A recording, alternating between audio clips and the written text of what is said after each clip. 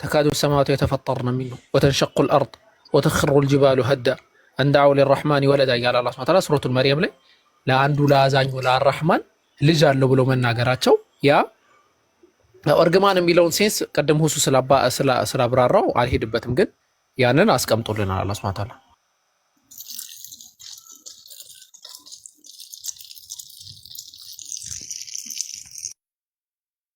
የምንመለከተው ይሆናል ማለት ነው ያንን ጥቅስ። እሺ ገብቶኛል። አመሰግናለሁ። አይ ኢንሻአላህ ሌላ ጥያቄ ያላቸው ሙስሊም ካለ መግባት ይችላል። ክርስቲያኖች ደግሞ ካላችሁ ግቡ። አብሌ ገብተን እናወራለን። ሞዴሬተሮች ካላችሁ አስገቧቸው። እግዚአብሔር ይመስገን። ዘላ ጤናህ እንዴት ነው? እግዚአብሔር ይመስገን ሰላም ነኝ። ኦርቶዶክስ ነህ ፕሮቴስታንት ነህ? እኔ ኦርቶዶክስ ነኝ። እሺ ዜና ስላሴ የኦርቶዶክስ መጽሐፍ ላይ ሴቶች እግዚአብሔር ሴቶችን ረገመ ይላል። አብ ወልድ መንፈስ ቅዱስ ሴቶችን ረገሙ ይላል። ረገሙ ሲል መረቁ ማለት ነው ወይስ ማለት ነው? እኔ ብዙም እውቀት የለኝም እውነት ለመናገር ለመማር ነው እንጂ። አይ ከታች መርገም ምርቃት ነው ወይ ስትል ስለነበረ መርገማቸው እነሱ እየመረቁ ነው ወይ? አሳየኝ፣ አውጣና እናንበበው ሙሉውን።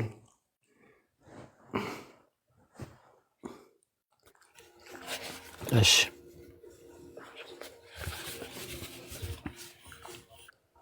እውቀት ማንንም ሰው ያረጋጋል። ታውቃላችሁ አይደለም? እውቀት ፊት ሁሉም ሰው ሲቆም ይረጋጋል።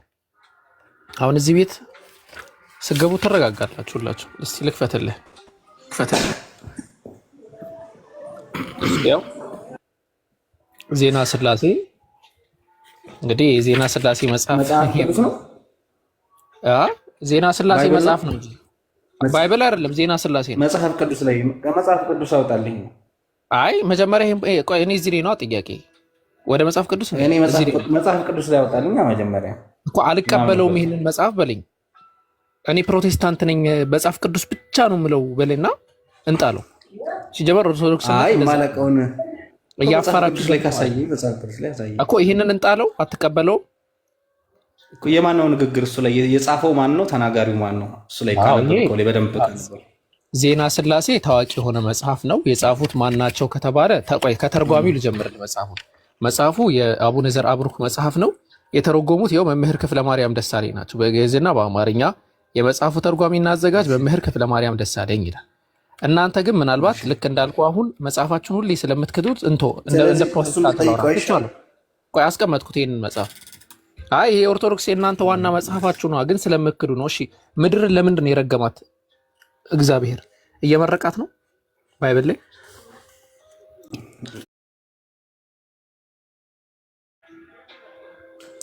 እኮ አይታየኝም። ላንብበው እስኪ እና ልማርበት።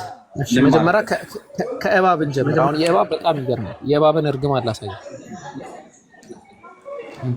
እግዚአብሔር አምላክ እባብን አለው። ቆይ እንደሚቱ አድርግ ፓትሮስ። እግዚአብሔር አምላክም እባብን አለው ይህንን ስላደረግ ከእንስሳት ከምድር አራዊት ሁሉ ተለይተህ አንተ የተረገምክ ትሆናለህ፣ በሆድህም ትሄዳለህ አለ። በምን ይሄድ እንደነበረ አናውቅም። አፈርንም በህይወት ዘመን ሁሉ ትበላለህ አለ። ለምንድን ነው የተረገመው እባብ? ያው እባብ ተንኮለኛ አሳሳች ስለሆነ አዳምና ሔዋን ስላሳታቸው እኮ። ስለዚህ እባብ ተረገመ። ሁሉም እባብ ተረገመ። ይሄ አንዱ ስላሳሳተ ማለት ነው እኮ። ተንኮለኛ ስለሆነ እባብ ተንኮለኛ ስለሆነ በቃ። ከዛ አሁን ደግሞ ወደ ሴቲቱ እርግማን ደግሞ እንዲህ ጥሩ። በጸነስሽ ጊዜ ጭንቅሽን አበዛዋለሁ፣ በጭንቅም ትወልጃለሽ፣ ፍቃድሽም ወደ ባልሽ ይሆናል፣ እርሱም ገዥሽ ይሆናል አላት። ያው ይሄ እንትን እዛ መጽሐፍ ላይ ልክ እንዳልኳቸው የወር አበባ ራሱ ትርጓሜውን አላውቀውም፣ ይቅርታ አድርግልኝና ይህ ትርጓሜውን አላውቀውም። ሊትራሊ ቃል በቃል ይሄንን ቃል በቃል ልወስደው አልችልም። በቃ እንትናዬ ካምሶን ማወቅ ያለብህ ነገር አይ ከታች ምርቃት ነው ምናምን ብለህ ልታላግጥ ስለሞከርክ ያንን እንድታቅ ነው። በቃ ይበቃሃል። ታብ አድርግ እሺ፣ ተወርደህ እሺ። ፓትሮስ እኮ ኮሜንት አርበኞች ለምን ኮሜንት እንዴ ነህ? ሰላም ነህ ወይ? ሰላም። እሺ ጥያቄ አለን።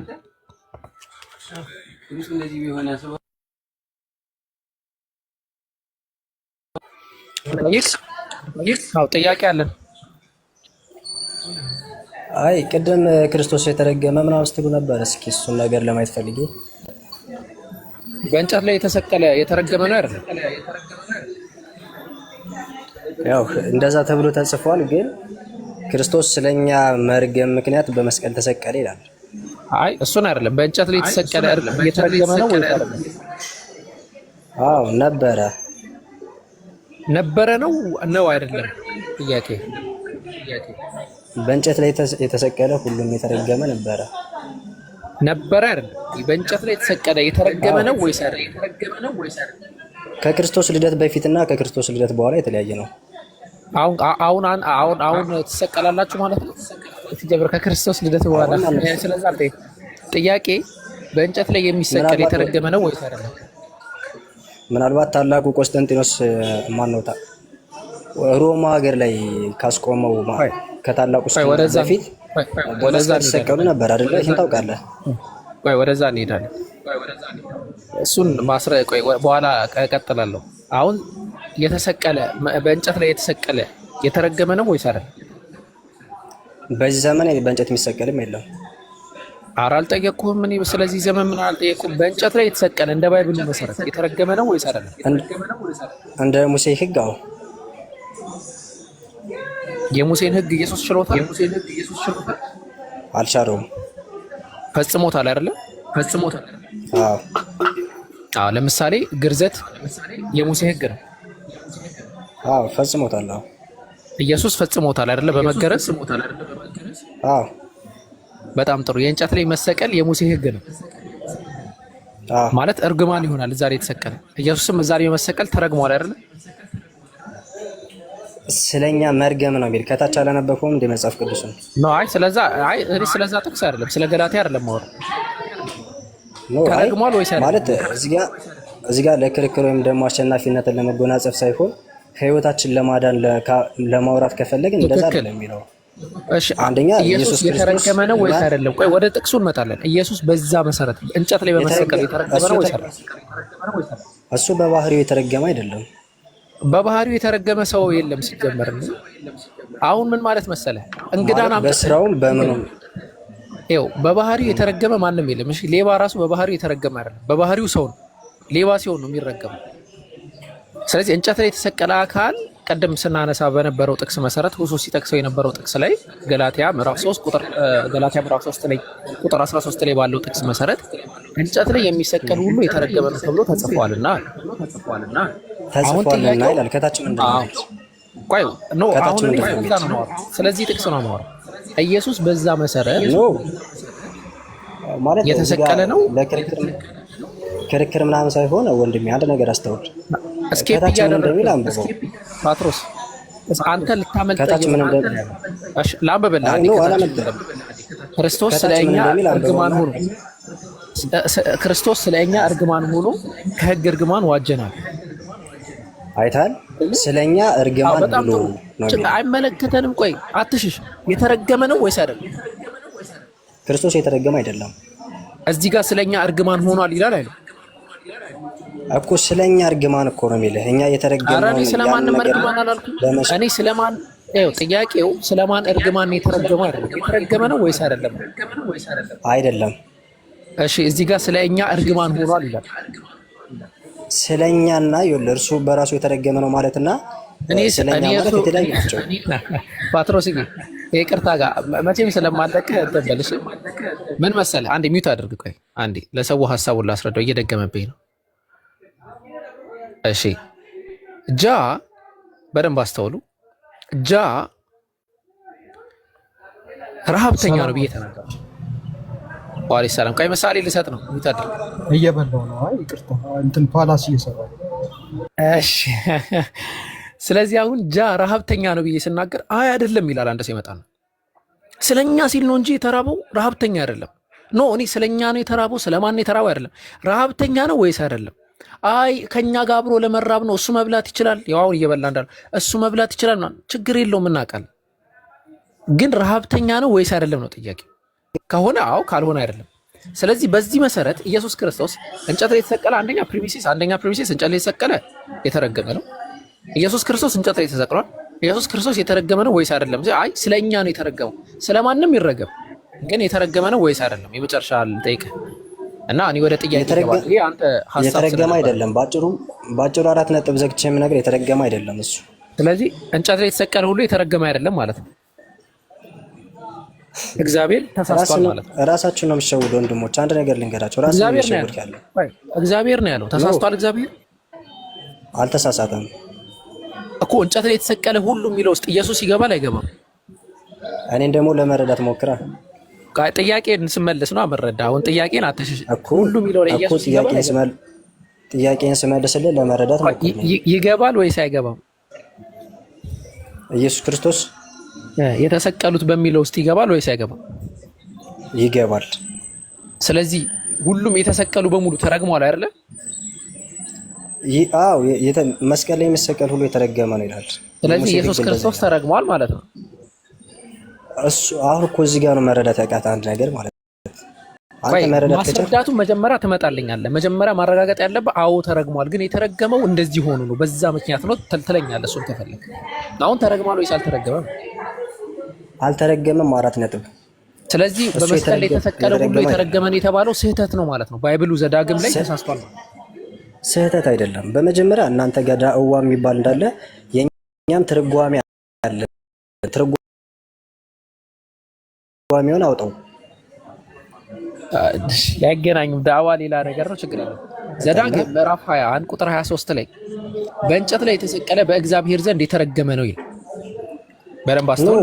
በእንጨት ላይ እሱማ ህጉ እኮ ነው። እሱ ህግ ነው፣ ህግ ሳይሆን ነው የሚለው። በቃ በእንጨት ላይ የተሰቀለ ሁሉ በእግዚአብሔር እኮ። ስለዚህ በእንጨት ላይ የተሰቀለ ሆኖ ያልተረገመ አለ? እሺ ተፍሲር አላችሁ አይደል? እናንተ አንድ ነገር ጠይቅ። ተፍሲራችሁ የኛም ትርጉም አለ። የኛን ትርጉም አብራራው። ይሄን ጥቅስ አብራራው። እሺ የተሰቀለ ሁሉ የተረገመ ነው የሚለውን አብራራልኝ መጀመሪያ። እሺ የተሰቀለ ሁሉ የተረገመ ነው ይላል በሙሴ ህግ ማለት። ከዛ ኢየሱስ ክርስቶስ እኛ የሰው ልጆች በሰራነው ኃጢአት ማለት ከአዳም በተላለፈ አንደኛ አዳም የሰራው ኃጢአት ታውቋል፣ አንተም በእናንተም ስላለ ማለት ያንን መርገማችንን ለመሻር ክርስቶስ የሰውን ስጋ ለበሰ። ያን የሰውን ስጋ የተዋሃደውን ስጋ ደግሞ በሰው ተገብቶ ሰውን መስሎ ነው አይደለ? ያን በደል የሻረ ያን ለማድረግ ደግሞ በእኛ በተረገመ ምትክ ነው እሱ ሆኖ የተረገመ። ሌላ ነገር ነው እያወራህ ያለው። በቃ ይበቃል። ሌላ ነገር ነው እያወራህ ያለው። ከዚህ በላይ እኔ እንትን ማለት አልፈልግም። ምናልባት ድህነታዊ የሆነ ይሄን አንተ ስላነሳኸው ነው እንጂ እኔ ምንም ከኔ ጋር አይገናኝም። ያው እኛ የተከበረ ነብይ ነው የተረገመ ሳይሆን የተከበረ ነው ብለን ነው የምናስበው። እኔ ጥያቄ ልጠይቅህ ባይሆን ፈቃደኛ አሁን አንተ ስላነሳው ነው። እሺ እድል ሰጥቼ እዚህ ላይ ነው የማወራው አልክ። አሁን ደግሞ ለእኔ አንድ እድል ስጠኝና አንድ ጥያቄ ጠይቃለሁ። ከዛ መልሰህ ትጠይቃለህ። ከፈለግ ትጠይቀኛለህ፣ እኔም ጠይቃለሁ እኮ ልጠይቅህ አሁን። እሺ ያው ማለት ክርክር ባናደርገው መልካም ነው።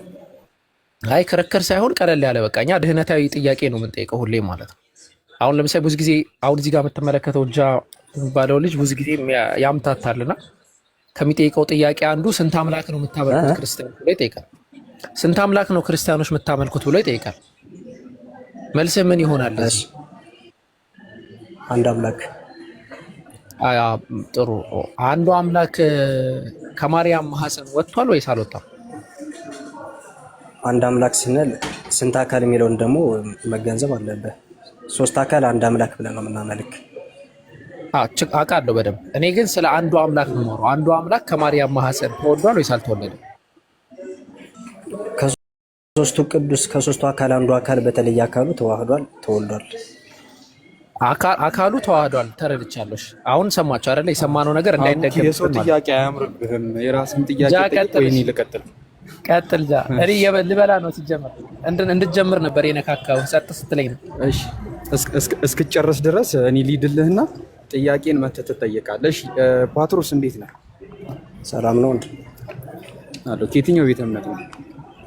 ኦርቶዶክስ። ኦኬ። አምላክ ሰው ሆኗል፣ ሰው አምላክ ሆኗል ብለህ ነው የምታየው? አምላክ ፍጹም ሰው ፍጹም አምላክ ሆኗል። የሰውን ስጋ ተዋህዷል፣ የሰውን ስጋ ለብሷል ብዬ አምናለሁ። ኦኬ። ስለዚህ የአንዱ አምላክ ነው ሰው የሆነው? አዎ፣ አንድ አምላክ 3 አካል። ኦኬ። አካል ነው ሰው የሆነው? አምላክ ነው ሰው የሆነው? አምላክ በባህሪው አካል የሚጨበጥ የሚዳሰስ አካል የለውም። ነው አይደለም። የአምላክ ሶስት አካል አለው አልከኝ። ሶስት አካል አለው ስትለኝ አካል ነው ሰው የሆነው ወይስ አምላክ ነው ሰው የሆነው አልኩህ። አምላክ ሰው የሰውን ስጋ ለበሰ ብለን እናምናለን። ኦኬ ሰው የሰው ስጋ ከለበሰው አምላክ ውጪ ስጋ ያለበሰ አምላክ አለ? አዎ አብና መንፈስ ቅዱስ የሰውን ስጋ ስንት አምላክ ነው ያለክ? አንድ አምላክ። ስንት አምላክ ነው ያለክ? አንድ አምላክ። ኦኬ የትኛው ነው አንዱ አምላክ? ስጋ የለበሰው ነው ስጋ ያለበሰው? እሺ እዚህ ጋር የትኛው ነው አንዱ አምላክ? ስጋ የለበሰው ነው ስጋ ያለበሰው? ላብራራለሽ። አብና መንፈስ ቅዱስ የሰውን ስጋ ለበሱ። መልስልኝና ታብራራልኛለህ። ችግር የለም። አብና ወልድ የሰውን ስጋ ለበሱም። ወልድ ግን በተለየ አካሉ የሰውን ስጋ ለብሷል። ወይም ደግሞ የእግዚአብሔር ቃል ብለን ወልድ ብቻ ነው የለበሰው። አብና ወልድ አለበሱ። ተረጋግተህ መልስ።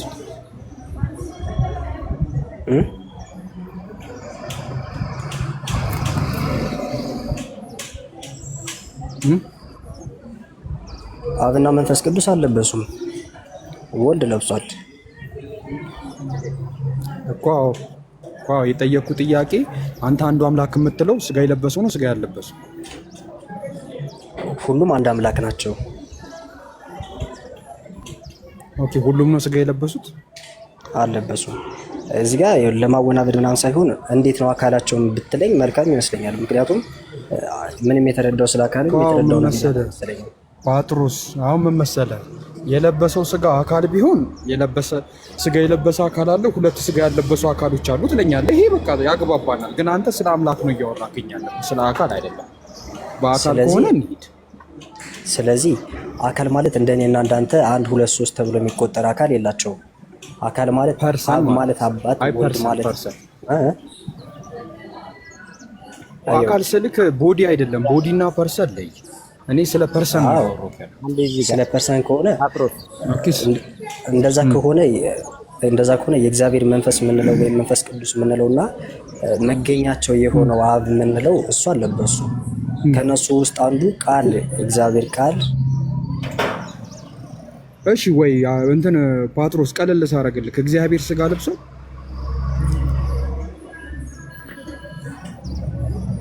ይሰማል። እግዚአብሔር ስጋ ለብሷል ወይ? በቃ ቀለል አድርግልህ ቶሎ እንድንግባባ። እግዚአብሔር ስጋ ለብሷል ወይ? አዎ ኢየሱስ ክርስቶስ እግዚአብሔር ነው። ስጋ ያለበሰ እግዚአብሔር አለ? አንድ እግዚአብሔር ብለን ነው የምናምን። እሱ አንዱ እግዚአብሔር ነው ስጋ የለበሰው? አንድ እግዚአብሔር በሶስት አካል ስንል እንደነገርኩ ነው፣ ወይም ስላሴ የሚለው ጋር ማለት ነው። ኦኬ እሺ። አብ እግዚአብሔር ነው ወይስ እግዚአብሔር አንዱ አካል ነው? አብ ወልድ መንፈስ ቅዱስ አንድ እግዚአብሔር ነው እኮ። አብ እግዚአብሔር ነው ወይስ እግዚአብሔር አንዱ አካል ነው? እግዚአብሔር ነው። ኦኬ ወልድስ? እግዚአብሔር ነው። ኦኬ ስለዚህ እግዚአብሔር ስጋ ለብሷል ወይስ አልለበሰም? ለብሷል። ኦኬ እግዚአብሔር ሶስት አካል ካለው ሶስቱም አካላቶች ናቸው ስጋ የለበሱት? አይደሉም። ኦኬ ስለዚህ አንዱ እግዚአብሔር ስጋ ለብሷል፣ ሁለቱ እግዚአብሔሮች ስጋ አልለበሱ። አንድ እግዚአብሔር ሁለቱ እግዚአብሔር የሚባል ነገር የለም። አንድ እግዚአብሔር ነው የምንለው። አንድ እግዚአብሔር በሶስት አካል እግዚአብሔር ስጋ ለብሷል። ራሳቸውን ባሸወዱ መልካም ይመስለኛል። ሶስቱ አካላቶች እኮ እግዚአብሔር ነው አልከኝ እኮ። አሁን ሶስቱ አካላቶች እግዚአብሔር ናቸው አልከኝ። እሺ ላብራራለህ። እሺ እኛ አንድ እግዚአብሔር ስንል በመለኮት በኃይል በክብር በስልጣን ዓለምን በመፍጠር በእነዚህ ሁሉ አንድ እግዚአብሔር እንላለን። ሶስት አካል ስንል ደግሞ ለምሳሌ እግዚአብሔር አብ ማለት መገኛቸው ነው፣ ወልድ ማለት ቃላቸው ነው፣ መንፈስ ቅዱስ ማለት ሕይወታቸው ነው ወይም እስትንፋሳቸው ነው ብለን እናምናለን። ከነዛ ውስጥ አንዱ ወልድ ቃል እግዚአብሔር የሰውን ስጋ ለብሶ አዳነን ብለን እናምናለን። ይህም ሲሆን ደግሞ ለምሳሌ ወልድ ስጋ ለበሰ ማለት አብና መንፈስ ቅዱስ ድርሻ የላቸው ማለት አይደለም። ምክንያቱም ሁሉም በአንድ ህልው ውስጥ ስለሆኑ ማለት ህልውና ማለት ምናልባት ከተገነዘብ እግዚአብሔር በወልድ ህልው አለ፣ አብ ወልድም በአብ ህልው አለ። ሁሉም በየራስ ማለት በአንዱ ህልው ውስጥ ሆኖ ይኖራሉ ማለት ነው። በአገዛዝ በስልጣን በመለኮት በመሳሰሉ በክብራቸው አንድ እግዚአብሔር ነው የምንላቸው። ስለዚህ እግዚአብሔር ቃል ወልድ የሰውን ስጋ ለበሰ ብለን እናምናለን። ይሄ ደግሞ ለምሳሌ ሱራ እናንተ መጽሐፍ ቁርአን ላይ ኢሳ የአላህ ቃል ነው ይለዋል። የአላህ ቃል ደግሞ ፍጡር እንጂ ፈጣሪ እንጂ ፍጡር ሊሆን አይችልም። አንተ ለራሱ በንጹህ ከአእምሮ መመርመር ከቻልክ አይ ማለት እንትን እንትን እኔ ጋር እየተቆራረጠ ስለሆነ ሀዊ ያለሽ እኔ ጋር ኔትወርክ እየገባ እየወጣ ሙሉን እራሱ አሰሙ ሀዊ አለው ጃ እንትን እሺ ጨርሽ። ሆኔ እንትን ኔትወርክ በጣም የተቆራረጠብኝ ነው። አንዴ እስካስታ ጨርሱና ጥያቄውን ይጠይቅ። እሺ ጃ ቶሎ ተመለስ። ሰላም አለይኩም ወራህመቱላሂ ወበረካቱ። ሁላችሁም ሰላም ብለናል። ፓትሮስ ይሰማሃል? አዎ ይሰማኛል እቴ። እሺ ያው አንዱ እግዚአብሔር ነው ሰው የሆነ እያልከው ነው? አንድ እግዚአብሔር ነው በመለኮት አንድ እግዚአብሔር ብለን ነው የምናመልክ እኮ። አንዱ እግዚአብሔር ሰው ሆኗል ወይ ነው ያለ እሱ። አንድ እግዚአብሔር ስንል ሶስት አካል ብለን እናምናለን። እሺ ስለዚህ አካል የሆነው ሰው ነው ወይስ እግዚአብሔር ነው አካል የሆነው ስጋ የሆነው? እሺ አንድ አሁን እንደነገርኩሽ ነው። እኛ አካል ስንል የሚጨበጥ የሚዳሰስ መለኮታዊ አካል የለም። መለኮት የሚጨበጥ የሚዳሰስ አካል የለውም። ግን ምን ማለት ነው ከተባለ እግዚአብሔር ወልድ ስንል ቃላቸው ነው፣ ቃል ነው። እግዚአብሔር መንፈስ ቅዱስ ስንል ደግሞ ሕይወታቸው ነው። እግዚአብሔር አብ ስንል ደግሞ መገኛቸው ነው። ከነዚህ ውስጥ አንዱ ቅዱስ እግዚአብሔር ቃል የሆነው ወልድ ወደ ምድር ተወልዷል፣ ከሰው ስጋ ለብሶ እኛን አድኖናል ብለን እናምናለን። ራሳችን ባመጣ ነው መርገም ምክንያት የሰው ልጅ ከገነት። እሺ አሁን እኮ ጥያቄው ምን መሰለ? አንዱ እግዚአብሔር ነው የምናመልከው ካልክ በኋላ አንዱ እግዚአብሔር ሰው ሆኗል ወይስ ትባል? አይ አንዱ አካል ነው አልክ አይደለ? አዎ ከሶስት አካል አንድ አካል። ኦኬ ስለዚህ ያ አካል እግዚአብሔር ነው አይደል እንዴ? አዎ እግዚአብሔር ነው። ኦኬ ስለዚህ ሶስት እግዚአብሔር ነው ማለት ነው የምታመልከው እኮ። ሰው ያልሆነ ደግሞ ሁለት እግዚአብሔሮች አሉ። አይደለም፣ እንደዚህ አይደለም። እሺ እንዴት ነው እስኪ አስበልኝ። ለምሳሌ ፀሐይን ምሳሌ አድርገሽ ብትወስጂ ፀሐይ ብርሃን አላት። አንድ እግዚአብሔር ሰው ለሁለቱ እግዚአብሔሮች ማለት ሁለት እግዚአብሔር እንደሌላ አስረዳኝ። አንድ እግዚአብሔር ሰው ሆኗል አገኘናል። እግዚአብሔር አለ ላስረዳሽ። እሺ ላስረዳሽ። ለምሳሌ ፀሐይን እንውሰድ። ፀሐይ ብርሃን አላት፣ ሙቀት አላት። ብርሃኗ ከሰው ልጅ ተወለደ ማለት ሙቀቷም ተወለደ ማለት አይደለም። ግን ስማቸው አንድ ፀሐይ ነው የሚባሉ አይደለ? ስለዚህ አሁን ወደ ወልድ ስናመጣው ወልድ እግዚአብሔር ነው፣ የተወለደው እግዚአብሔር ብቻ ነው። ከአብና ከመንፈስ ቅዱስ ጋር በስም ስለሚመሳሰል እነሱ ነው ማለት አይደለም ነው። ስለሚመሳሰል አይደለም እኮ በስም ስለሚመሳሰል በስም አይመሳሰሉም። እግዚአብሔር አብ ነው፣ ወልድ ነው፣ መንፈስ ቅዱስ ነው። የሚመሳሰል ስም የላቸው።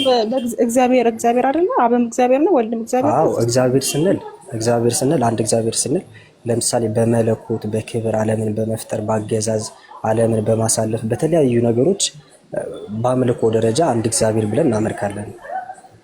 ልዩነታቸው ምንድነው ከተባለ ደግሞ ለምሳሌ እግዚአብሔር ወልድ ቃል ነው፣ እግዚአብሔር አብ መገኛቸው ነው፣ እግዚአብሔር መንፈስ ቅዱስ ደግሞ ሕይወታቸው ነው፣ እስትንፋሳቸው ነው። እንደዛ ነው እኛ ምናምን ማለት አሁን ከነዛ አካል አሁን አልተረዳሽኝም። ባህሪያቸውን ከነዛ ውስጥ ማለት አንዱ ወልድ ቃል የሆነው ወልድ ወደ ምድር ወረደ፣ ከቅድስት ድንግል ማርያም ተወለደ ብለን እናምናለን። በንጹህ አይምሯችሁ መመርመር ከቻላችሁ ማርያምን ከልቤ ነው የምልሽ። እኔ እንደው እንረዳ ተወለደው አልክ። ቆይ እንዴ ተው እንጂ ፓትሮስ። ወልድ ነው የተወለደው አልክ። ወልድ ነው እንጂ የተወለደው እግዚአብሔር አይደለም የተወለደው። ወልድ ነው እንጂ እግዚአብሔር አይደለም የተወለደው። ወልድ ማለት ራሱ እግዚአብሔር እኮ ነው። እሺ አብስ እግዚአብሔር ነው። ስለዚህ እግዚአብሔር ያልተወለደ አንድ አለ አብ የሚባል ማለት ነው። አብ ብቻ ሳይሆን መንፈስ ቅዱስም ከሱ አልተወለደም። እሺ ሁለት አሉ እግዚአብሔር ሆነው ያልተወለዱ። አይሽ እዚህ ጋር ይኸው ለመለያየት አትሞክሩ። እዚህ ጋር እሺ አንድ ተወልደዋል። እሺ አንድ እግዚአብሔር ሁለት እግዚአብሔር የሚባል የለም። አንድ እግዚአብሔር ነው በመለኮት እያልኩሽ ነው። ለምሳሌ በዓለም ሁሉ የሞላ ነው እግዚአብሔር። እዚህ ቦታ ላይ የለም እዚህ ቦታ አለ የሚባል አይደለም። ስለዚህ እግዚአብሔር የሚቆጠር አካል ሁሉ የለውም።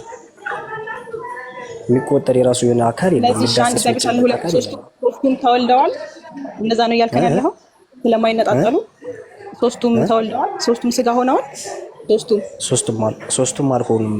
አብና መንፈስ ቅዱስ አልተወለዱም። ወልድ በተለየ አካሉ ተወለደ።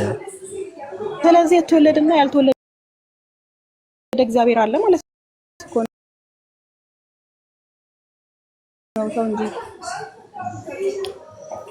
የተወለደና ያልተወለደ ማለት ለምሳሌ አብ እግዚአብሔር ነው፣ መንፈስ ቅዱስ እግዚአብሔር ነው፣ አልተወለዱም።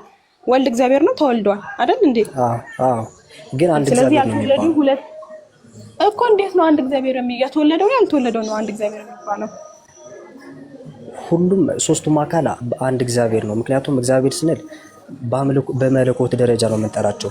ስላሴ ስንል ነው። ስላሴ ስንል ግን ሶስቱ ስላሴ ስለምንል ከሶስቱ ስላሴ የተወለደ ብትይ ወልድልሻለሁ። እስኪ አቡኪ ይቅርታ አንዴ አዊ ይቅርታ። እሺ አንዴ እንትን ምግብ እየበላሁ ስለነበረ አንዴ በጣም ይቅርታ። አይ በጣም እየደጋገሙ አይ ቲንክ እነሱ እንትን አድርገውሃል።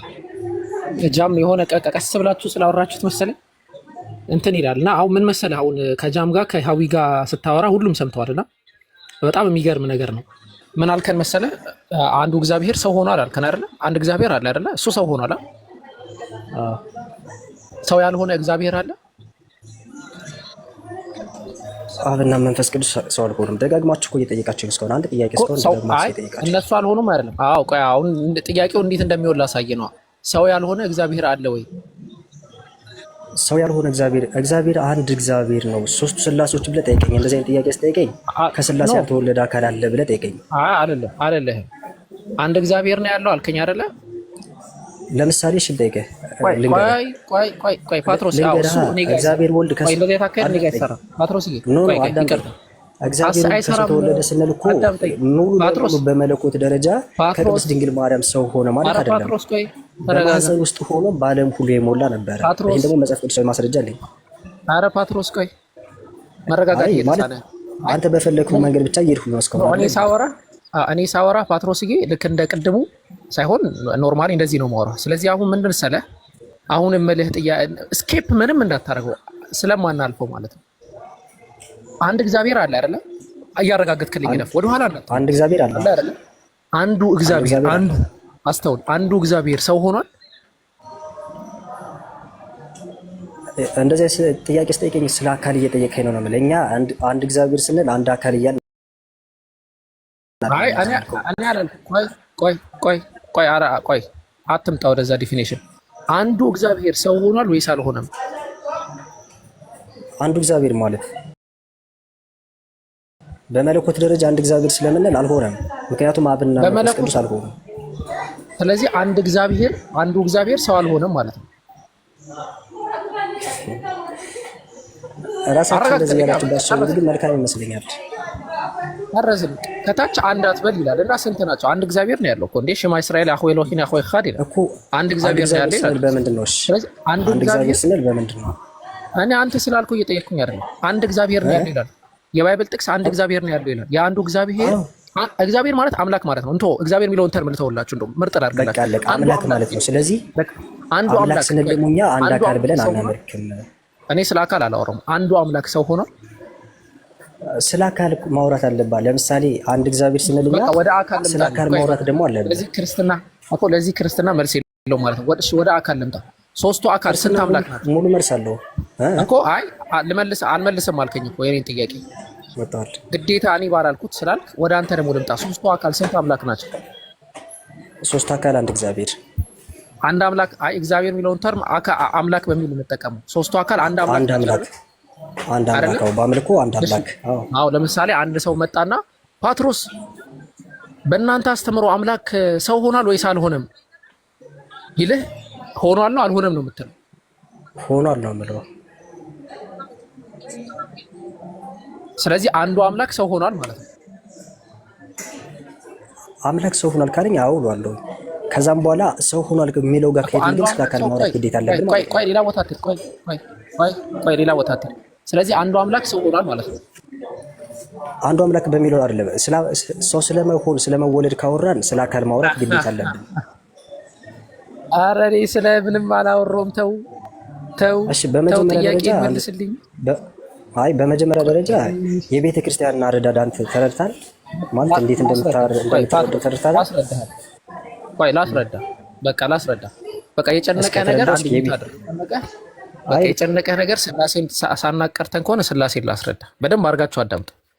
ስላሴ ማለት አንድ ምንነት አለ፣ አንድ ኤሰንስ አለ፣ አንድ ኡሲያ አለ፣ ኔቸር የምንለው ባህሪ የምንለው ምንነት የምንለው አንድ አለ።